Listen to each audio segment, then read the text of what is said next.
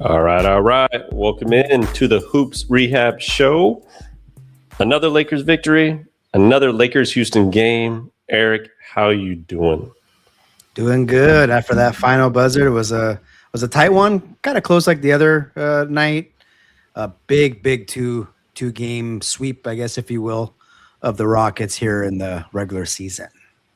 Yeah, those two of the biggest games they've had in the season, following the Denver game as well, because, Eric, it gives them the tiebreaker over Denver, over Houston, and now Minnesota. So the past 5 games, they have been handling their business in terms of seeding. But as always, everybody, I am the Gameinjurydoc, a.k.a. Dr. Evan Jeffries. We are the host of the Hoops Rehab Show. Eric B. Mack is on my right. And if you are watching this on YouTube right now, hit that subscribe button, drop a comment. We'll get to some of those comments on the show. You can also find our podcast wherever you get your podcasts. It's the Hoops Rehab Show. Please hit that subscribe and also rate and comment on the podcast. But Eric, you ready to get this cracking? Let's do it. All right. So going into tonight, obviously the Lakers had to stay in Houston after having a pretty much a dominating fourth quarter. Well, offensively it wasn't that great, but they played really well defensively. But to turn around and come out the way they did in the first half, battle in the third quarter, which was obviously a difficult quarter for them. KD came alive, and then finish off in the fourth because they are the number one clutch team in the NBA. What were your thoughts on the game, Eric? Such a good point. Yeah, they have proved this year so far, at least, that as long as they can stay in a tight game in the fourth, they've been able to close teams out, and that's something you really can kind of carry with you to the playoffs. So that's obviously pretty awesome for them. And so, yeah, I mean, these back-to-backs that the NBA has been doing a little bit more to kind of limit travel a little bit. Typically, you kind of look at it and you're like, let's just get a split in terms of like the road team. Then Lakers win the first game, and you're like, man, this next game tonight is actually pretty big because it's technically like a 2-game swing versus a 1. Because now, as you mentioned, they do have a tiebreaker over Houston. So obviously Lakers were up 1 game. If Houston would have won, it would have been tied. Now they're up 2 games in the loss column. And so now it's Houston's got to get ahead of them. So it's technically 3 games. So yeah, it was a good matchup, obviously, tonight. LeBron, freaking James, which I know we're going to get into. You got some stats for us. But he was obviously uber efficient tonight, to say the least. Yeah, and I like how you bring up that, this is kind of like a, 2 home games, right? So both teams don't travel. Yep. And who does that benefit the most, Eric? LeBron James. Like, when you think about allowing him to rest a little bit where they're not traveling, you're not dealing with all the compression in the airplane. Obviously the guy's got to have a lot of swelling, arthritis, pain in general. So this was like the best thing that could have happened to him. And he started this game 8 for 8 in the first half. He had at least 3 dunks that I saw. Super powerful, explosive ones, catching lobs. He looked like 5 years ago LeBron, 10 years ago LeBron. But he is playing some of the most efficient ball of his career. So when you look at the past, I don't know, what are we on, 7 games or so, he has shot 15 or below field goal attempts. He actually, the past it's 8 now, right? The past 3 games before the games tonight, he was 7 for 13 exactly for 3 games in a row. I mean, come on, how can that even happen? So he's playing some efficient basketball. JJ Redick talked about how essentially they're conserving his injury, him being a third option. He still had 30 tonight. It's still LeBron freaking James. Like, we know that he can do that. He just doesn't have to do that every night. And when we get something like this, it's a treat. And you got Luka, who's in his bag, who we haven't even got to yet, we have to get to. What do you think about this efficient version of LeBron James? Yeah, I mean, just to piggyback on our last conversation on Monday, where he's kind of a clear-cut number 3. It's allowing him to reserve some gas, if you will. I think he's a little bit more active on the defensive end. And it allows for games like this where not any travel. And I think it obviously on the flip side, it could probably help a guy like Kevin Durant too, which 1 point is crazy. So they played their first game against each other 18 years and like 4 months ago. So it's pretty remarkable. Wow. 18 years, these guys are still kind of out there battling. Crazy. Being like 1 or 2 top or 3, I guess, top players on their teams. Pretty remarkable. But yeah, what LeBron again continues to do. You had mentioned like 8 straight games of 15 or less shots, and he hadn't gone more than 4 games straight of that ever in his career. His whole career. Yeah. Jesus. I think it's just solidifying what we've been talking about. The eye test shows, the stats show that, he's kind of taking this role. Yeah. He was technically, I guess, number 2 today. Austin Reeves didn't play that great. But, they needed all of LeBron's points, obviously, tonight.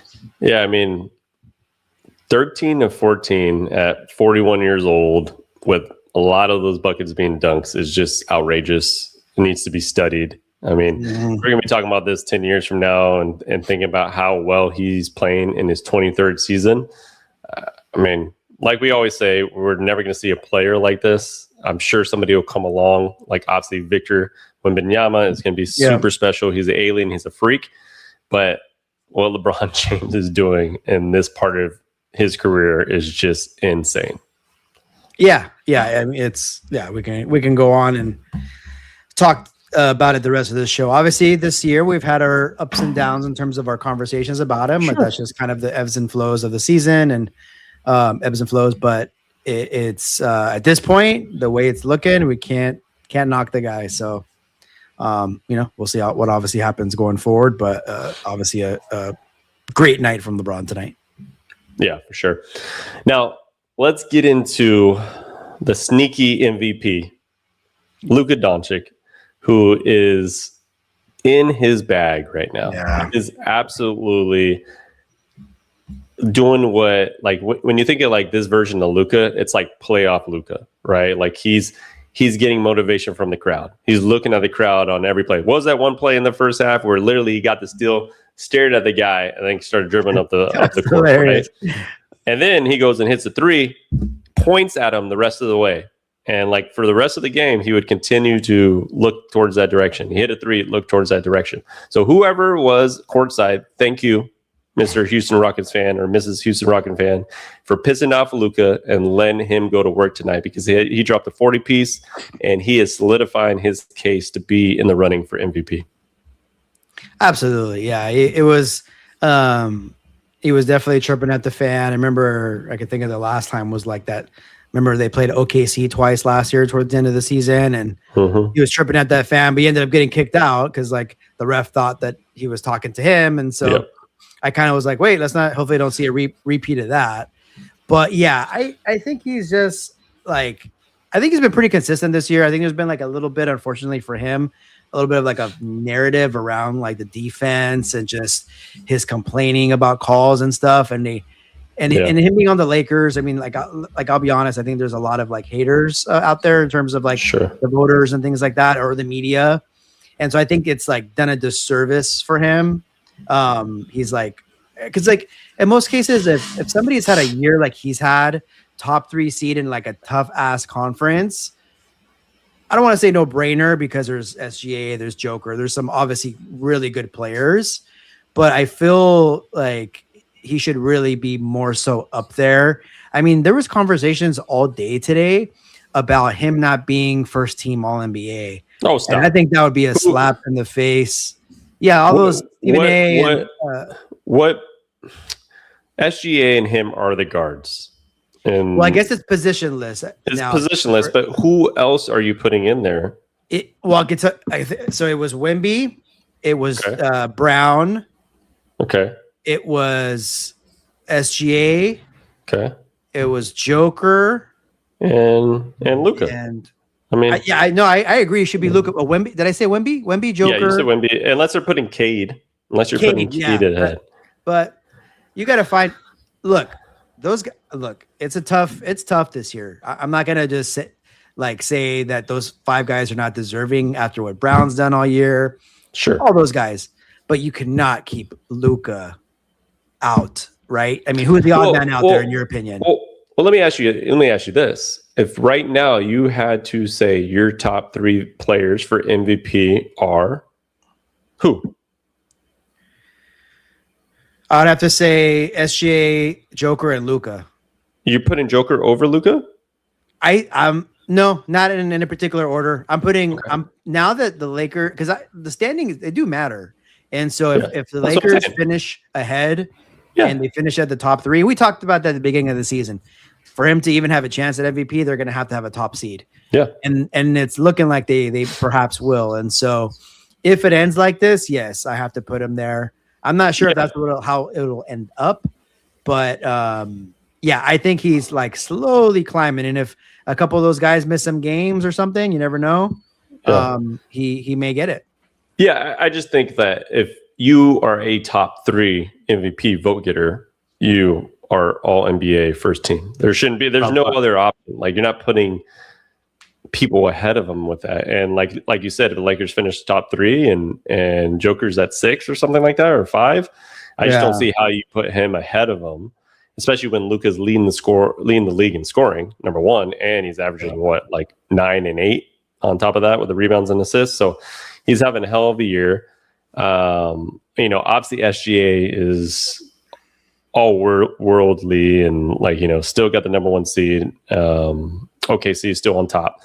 Yeah. I think Cade has fallen down in the MVP rankings based on how they've been playing recently and kind of losing that steam, being in first place. And I think he was, if you look at the first half of the season, he might have been up there for MVP and number 1. I still like Jaylen Brown at what he's done. I just don't think he'll get enough votes from the league. I don't think writers are going to respect him enough. Players might, but I don't think everybody else will. So it makes it hard for me to believe he'll be in the top 3 based on that. Yeah, I mean, and it's a bit unfair because they were in a good position before Tatum got back, but I think Tatum playing the last 20 games is going to hurt him a little bit.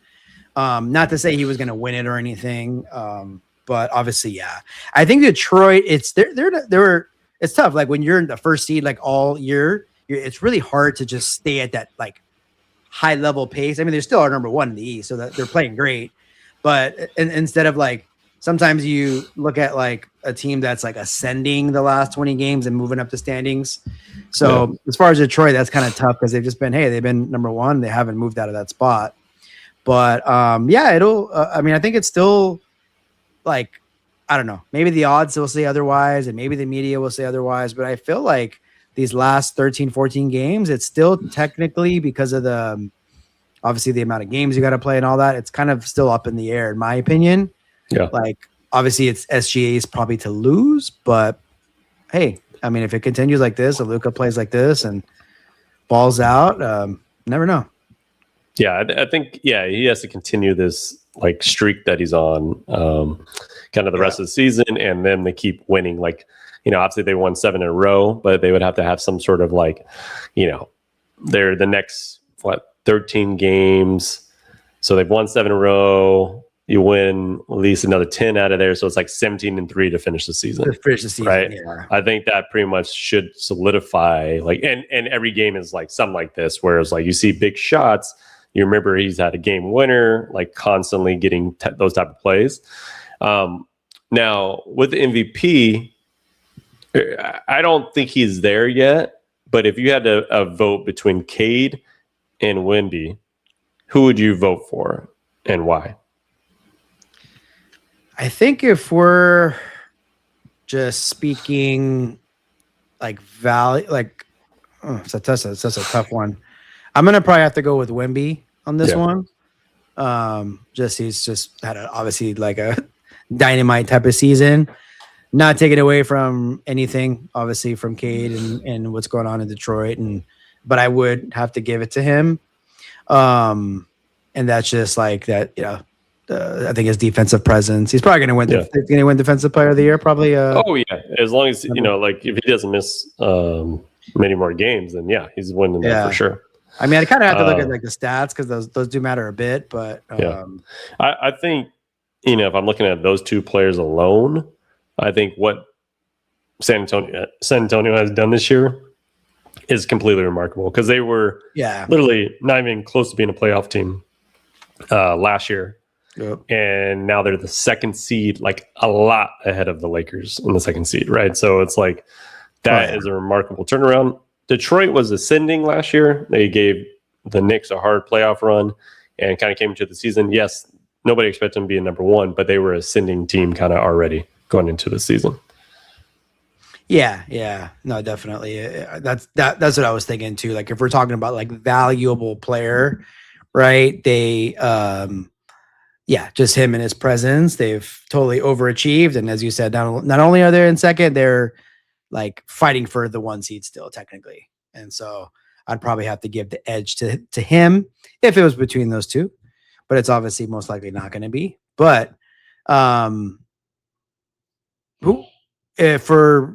for the All NBA first team, so I take it we're leaving. Who are we leaving off for that? Jaylen Brown. Well, we said Joker, Wemby, SGA, Luka, and Jaylen Brown. So I'm leaving off Cunningham, Cade in the first team. And I don't think there's anybody really besides that. I mean, Jalen Brunson wouldn't be up there, in my opinion. Anthony Edwards has had a great year, but I mean, he's definitely a second team, I think. Yeah. So 6 guys for 5 spots, really. But yeah, I think it's really just Cade. I feel like if you replace Cade with Jaylen Brown, that would still make sense. If you replace Jaylen Brown with Cade, I think that's fair too. Yeah. Yeah, regardless, the number 6 man, if you will be obviously leading the second team. But I get it. There's a difference between the first and the second. But no, Luka's been obviously balling out. And then obviously when you think of those moments, like you said, like those dagger threes and just the chirping, and he does it in style, so that kind of is attractive too, right? Mm-hmm. So yeah. Obviously, the Lakers will need him to keep it up to kind of keep this engine rolling. Yeah, I mean, they got a back-to-back tomorrow against Miami, and going to land in Miami about 4:00 in the morning. So that's going to be difficult. We're going to see if LeBron is ready to go. He had a little elbow scare, but I think that was more of a nerve thing because he kept shaking his hand. So more of like a stinger. So I don't foresee that being a real issue, but you never know. I mean, he might wake up, off the plane and his body just doesn't feel right for tomorrow. But he has played in some back-to-backs, which has always been surprising, especially being in his 23rd season. Oh, yeah. No, there's been some surprises this year when he's played back-to-back. We're like, oh, shoot, he's actually playing. This one is definitely going to be a challenge, not even just for LeBron. I mean, just in general. But hey, it's go time. Got to pick up wins. There's still 4 games on the road trip left. So they got at Miami, obviously, at Orlando, at Detroit, who we've talked about a little bit here, which is going to be super tough. And then at a tanking Indiana team. So I know that, including the Denver game, which would be like 7 games, if they can go 5-2, would be like remarkable, and so they're 3-0 so far. We'll see. Got to obviously pick up that win against Indiana, and I mean, you got to pick up wins. I mean, you can't just take losses, obviously, at this point. Yeah, yeah. It's like if they can get through that 4-game stretch right now, and I mean, the at Orlando is going to be tough. At Miami on this back-to-back, at Detroit are going to be tough games, right? Yeah. Then you follow it up with Indiana, and they come home to Brooklyn and Washington. Which we know if we lose any of those games, we're going to go crazy. But those are obviously winnable games. But the way they're playing, man, like when you look at this team, they have a 7-game win streak. And before tonight, the Lakers are basically a top 6 defensive team in that win streak, right? So they're playing at a high level on defense, which is obviously leading to wins and success. Now, it's just, can this sustain, right? Yeah, like, can we see this over the next 13 games and then going into the playoffs? And if they can, and they can keep riding this momentum of how they're playing together. I love the article that I saw today about DeAndre Ayton, where he basically took the blame when he was talking about how he needs to get the ball, he's not part of the offense. He took the blame on it. He said, I was essentially being selfish, and I have fully bought into my role in this team, and I'm going to do everything in my power, and I hope that shows on the court. And it has, right? Like, his defense has been amazing, and that's why he's playing, he played 30 minutes today? And normally he doesn't, like, he's not really touching the 30s as often, right? Oh, yeah. I mean, and again, for at least the third straight game, he's been in there into the fourth, into crunch time. So he, ever since the, like, Clint Capella comment, he played 34 minutes, 16 points. Yeah, so he was pretty efficient too. If you got DeAndre Ayton giving you a solid 34 minutes and, like, meaningful minutes, that is huge for this team. And it allows they didn't have last year, so they didn't have that at all. Like, we just had literally Jackson Hayes because we traded away AD, and then you're going LeBron at the 5, Dorian Finney-Smith at the 5, Rui at the 5, and it just wasn't a feasible lineup, right? So I think this will be a huge difference going into the playoffs. Gives you a little bit more confidence against how they stack up in the West. Yeah, they had the stretch that we talked about it, with defense last year, and I think that we've just the three big differences is I'd say Marcus Smart, LeBron having a little bit more gas in the tank to play defense, I think. Yeah. And then DeAndre Ayton just being a big body. I think those are three components or elements we didn't have last year, and hopefully that allows this defensive prowess as of late, like, kind of to continue. So long way to go. Still got some. They play OKC a couple times, I noticed, down the stretch. Obviously we'll see if the Thunder will be playing some of their guys and whatnot. They don't remember what happened last year to J-Dub, right?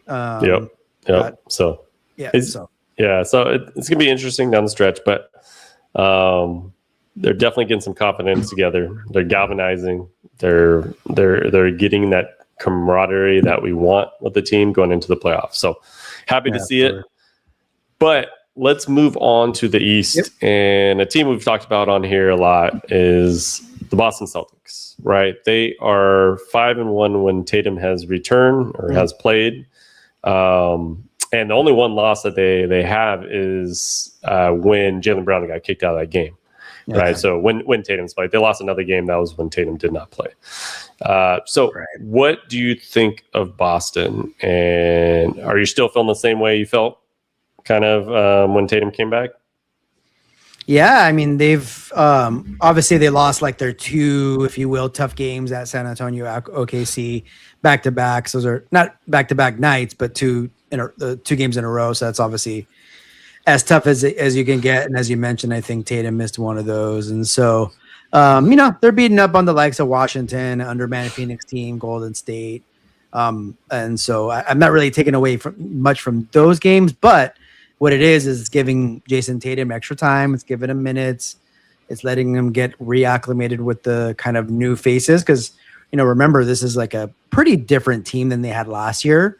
Sure. Jaylen Brown and Tatum have been a tandem for some time now, but that's something to kind of think about too. But I still, I think like maybe on the West Coast we don't hear much, but it just seems like it's just so quiet right now about like what's going on in the East, and everything's so loud when it comes to the Lakers. Like everything they do is like so magnified, and I'm sure probably in the East Coast Boston is too. But my point is that Boston is just kind of flying under the radar. I think they're going to be the favorites going into the playoffs. I'm very interested to see if the Knicks and the Celtics match up again. It looks like they would perhaps do that in the second round again. I still think that's the one team that could give them fits because they beat them last year, obviously. Other than that, I see Boston not having a tough challenge other than against the Knicks. But yeah, I mean, if I had to take my money, Boston or the field in the East, I would probably take Boston.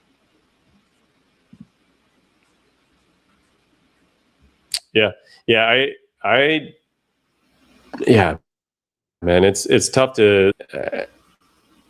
I don't know if they're ready to do that, right? Like I feel like Cade, they're a great team, but I don't feel like they have a number 2, like the way Boston will now have Tatum as their number 2, right? Like Jaylen Brown still had 32 tonight, right? So he is leading this team, and I think he's going to be leading this team for the foreseeable future in playoffs.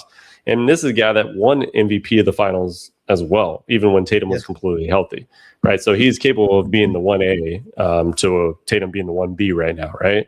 Absolutely. I just don't think Detroit has that. And like you said, the Knicks are the Knicks, and they can give them some trouble, but I haven't really fully bought into the Mike Brown being a coach that will get you to the finals yet.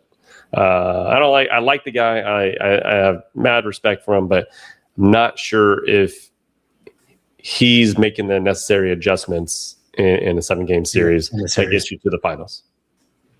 Yeah, I think. Yeah, no, I could see that. That's definitely one factor that's different than last year is the coaching. Detroit, as you said, just needing that second scorer. Cleveland is like the wild card, still. They started off really hot when they got James Harden. Now they've kind of come back down to earth. I know they've had injuries, like people have been in and out of the lineup. So I think they would be a potential like tough out. Maybe I could see a Cleveland, Boston, Eastern Finals or something like that. Yeah. I mean, there's some teams that are good. Maybe the Atlanta Hawks could give them a little bit of run for their money too. I'm just kidding. They've won 11 in a row, right? So you gotta. They get that 17 maybe. Yeah, wasn't that crazy? You said they've won 10 in a row and they haven't moved one position in the play. I'm like, wait, well, if you think about it, I feel like Charlotte has just been balling, and they're they're the 10 seed flat out. They're still the 10 seed, yeah. And so there's some decent teams in the East, right? I think it's going to be an interesting playoffs. I think if a Charlotte gets the 8 and Atlanta gets the 7, I think that's going to be fun, right? I think Atlanta and Boston will be an interesting series. I think Charlotte will give Detroit a run for their money a little bit. I don't think it's going to be a 4 or 5 game series. I think that would be more of a 6-7 game series, making it a lot harder for Detroit to win that. Yeah, I mean, as far as a fan with no interest, I think that would be kind of fun to see those matchups, like 2 up and coming young teams against. I mean, Detroit's young as well, but kind of obviously top tier teams, Detroit and Boston. But kind of going back to the Celtics, they're just flying under the radar. Tatum's getting some minutes and some play under his belt, and I think they'll definitely be the favorites. But because he came back from the injury, I mean, I could be wrong, but I think he probably won't be at a Tatum level probably until next season. I think and that might make the difference in a series or against a particular team. But we'll see. Yeah, I mean, it's definitely going to be a factor, right? And you still have to work him into the lineup, and we don't know what that looks like yet in a 7-game series. Yep. But we do know one thing that Boston does well, and is play defense. And so they're a top 3 defensive team, and that's going to take them far in general, right? So I think just the icing on the cake is you're adding Tatum, and that's going to help the team so much. Yep, absolutely. They're going to be probably one of the favorites without Tatum. And with them, they certainly are. For sure. Yep. All right. So there were some injury news around the league the last day or two, starting with Anthony Edwards. He is out 1 to 2 weeks, or at least going to be reevaluated in 1 to 2 weeks from knee swelling. They didn't really give a diagnose. Swelling is just a symptom. So it'll be interesting to see if it's anything more serious than what they are saying. But during this part of the season is not a good time to be out with a knee injury, right? So even if he's out 2 weeks, that's a lot of games that he's going to miss with Minnesota, which makes it difficult for them to kind of maintain their stance in the West. So that's going to be a huge difference. What do you see with Minnesota? Because number one, they just don't have that much depth. Yeah, they losing Alexander Walker, right? From last year. Yeah, they really didn't replace him either. So they're not as deep, and so I thought for a second when he got injured, I was thinking, I mean, it's possible they might fall back into the play-in, but they actually have won a couple games without him. They did. Yeah.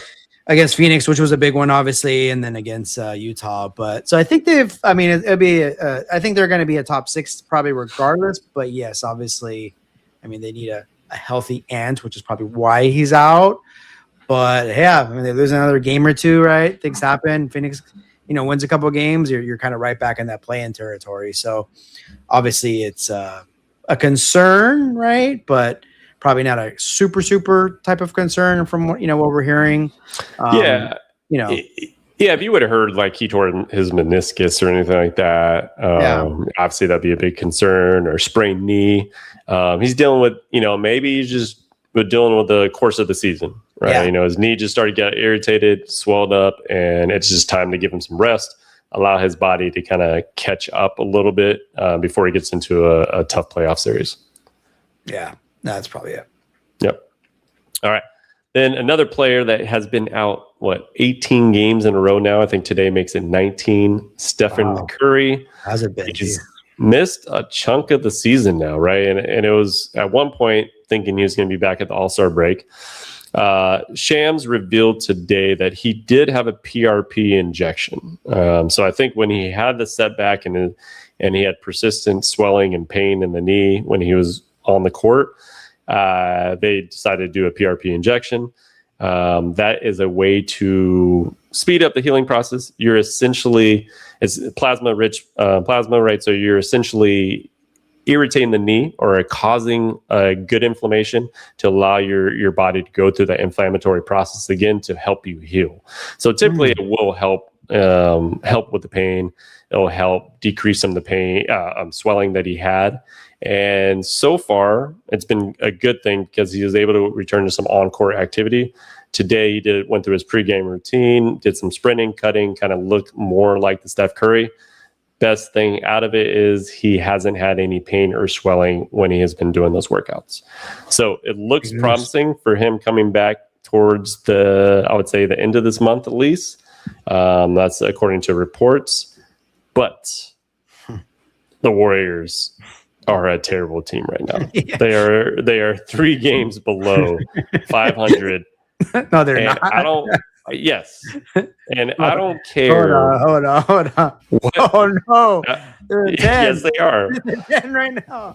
They're about to be, they're getting close to those 41 losses, which would make them a team that's going to be below 500 going into the playoffs, right? So they only have 5 more losses to get to just be a 500 team, right? So I don't think Steph coming back makes any difference with this team. Yes, will they win some games? Absolutely.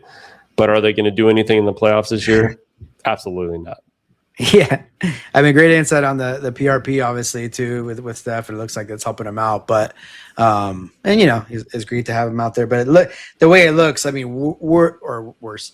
Best case scenario, Warriors are going to be the 8th seed, playing OKC, which, obviously would be like a fun, short, probably series. Yeah. Maybe some good games within like a 4 or 5 game series. But with Steph or not, or definitely, I mean, without him, I don't even think they'd make the playoffs. But I know they've been struggling, but damn, straight up, man, if Memphis were playing a little bit better, they might be a little if they had a better kind of start, they might actually be creeping into that 10 spot. I mean, I just realized they have 44 losses. Yeah. Oh God. I mean, Warriors are 8 games above. Yeah. But I mean, at this point, they're a 10 seed. Like they have to win 2 to get into the actual playoffs just to become an 8th seed, right? I don't see them jumping ahead of the Clippers right now. I think that'd be, Clippers lost 3 in a row. So I know it gives them a little bit. And obviously nobody's catching Phoenix in that 7 seed. I doubt it. No. So it's really just can you get past Portland? Of course. Right. Yeah. But do you get past a hot Clippers team like they've been playing? I don't think so. Yeah, probably not. I mean, they've lost a few in a row, but I'm sure they probably kind of, their Clippers will probably end up with like a couple games above 500 or something like that, So the way it's looking, is, Golden State, unless Curry comes back sooner than later, I mean, they're going to be hovering around that 500 mark. But I mean, I don't know. Regardless, it's still going to be tough for them. I'll pose a question to you. Do you just fully break it up this summer? Because to tell me that you're going to go into it, to tell your fan base too, that you're going to go into the next season with Jimmy Butler coming back from ACL at 36, Draymond Green being 36 years old and looking kind of the way he looked this season, and then Steph Curry coming back at 38 years old, like after dealing with some knee issues. I just don't see that as anything different than what their team is this year. Yeah, so, I mean, I know it's tough because the whole Steph Curry thing, and you don't want to waste his years, but yeah, you have to, I think, kind of go youth movement, break it up. Again, I don't know what Steph Curry is going to think about that. It's probably not going to mean it's pretty, but I mean, I guess you could just go back with the same squad and hope Jimmy B comes back halfway through the season, and unless you get Giannis in the off season, which will. Yeah, I mean, that's the one move that you make, right? That's the one move that you can, you obviously trade away Jimmy and or Draymond or whatever package and the picks and all that stuff, and then you have some combination of Steph and Giannis and either Jimmy or a Dre, right? So it's like that could be possible, and then have some young people around that. You had some young guys that are playing well, like Santos is playing super well, and he earned a contract with the Warriors, and Pods is playing like Pods. I mean, I don't know, he's not doing what he should be doing, but maybe that's just the type of player that he is, right? Yeah. So you have some players that can be role players, right? And if you got a Giannis, that would make a huge difference. But I think that's honestly literally the only save that they can make. Besides that, they have to either blow it up. It's either literally try to get Giannis or blow it up.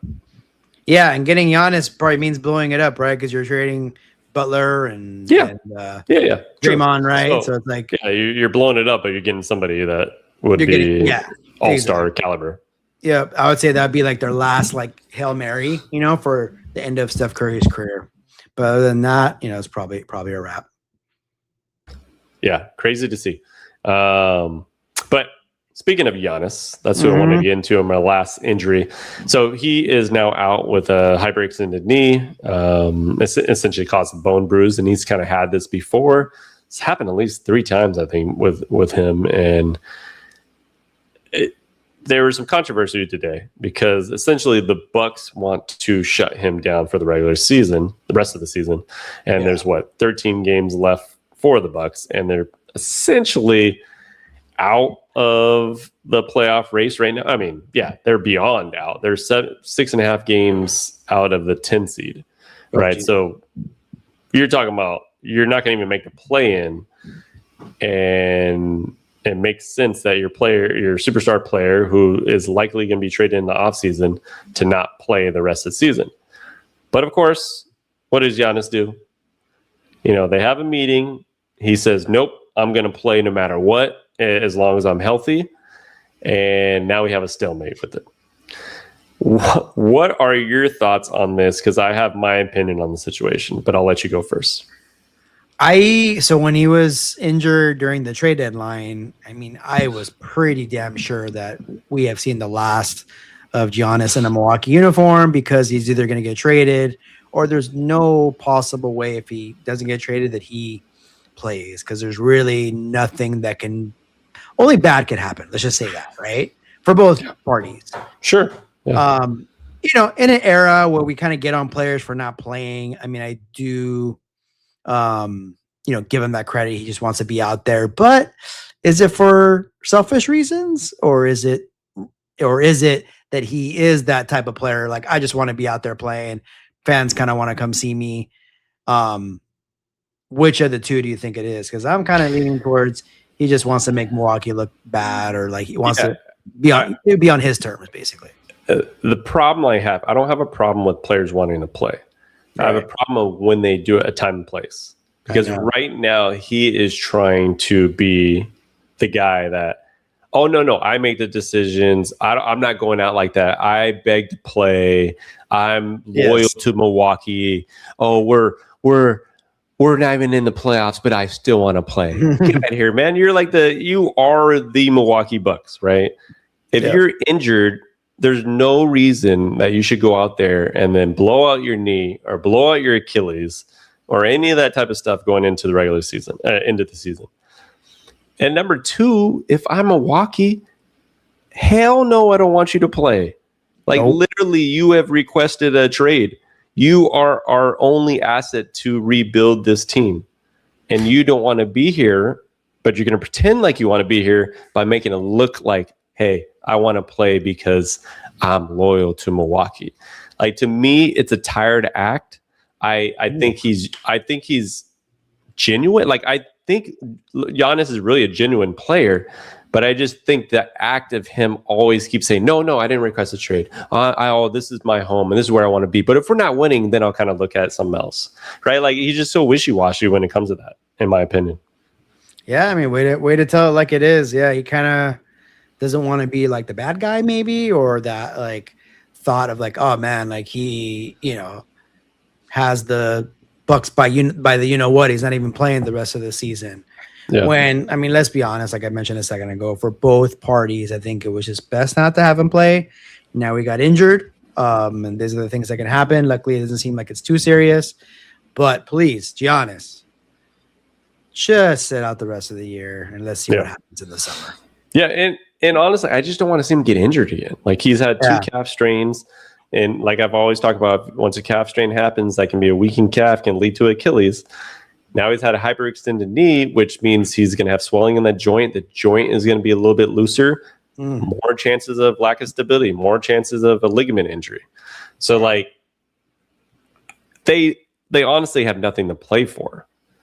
And you're talking about coming back with like, say he's out for 2 weeks, coming back for 5 or 6 games with nothing to play for. Not even a normal team, like a player would normally do this. Like a star player would normally not, like if it was LeBron or if it was Luka and the team was garbage, they wouldn't be playing the last 5 or 6 games.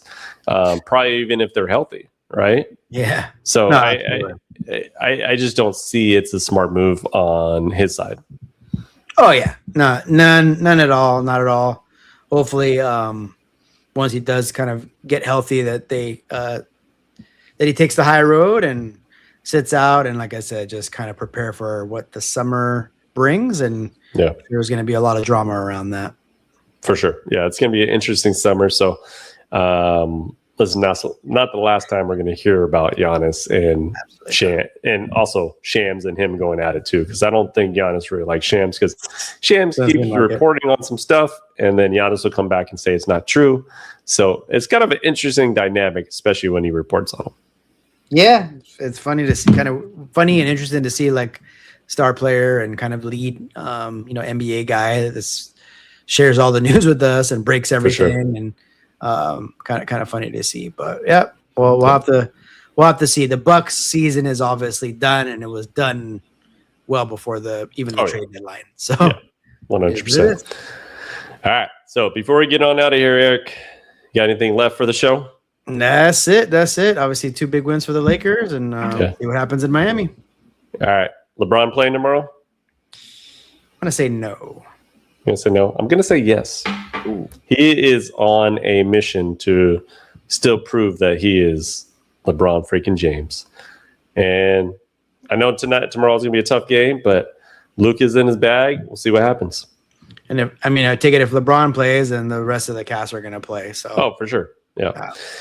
We shall see. All right. So we will be back on in the near future. But until then, the Hoops Rehab team is out. Peace out, guys. Peace.